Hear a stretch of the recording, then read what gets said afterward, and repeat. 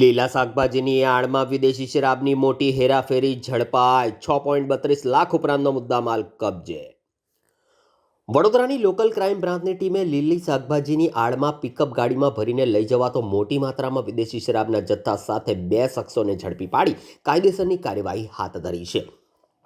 એલસીબીની team patrolling કરી રહી હતી।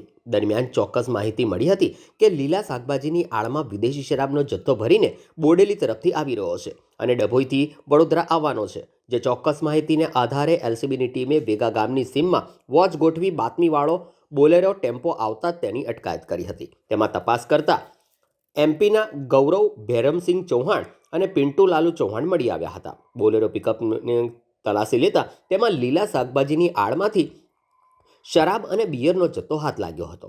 પોલીસે કુલ રૂપિયા 6.32 લાખ ઉપરાંતનો મુદ્દામાલ કબજે કરી બંને ઈસમોની અટકાયત કરી આ શરાબનો જથ્થો કોણે મોકલાવ્યો અને કોણે મંગાવ્યો હતો તે દિશામાં વધુ તપાસ હાથ ધરી છે।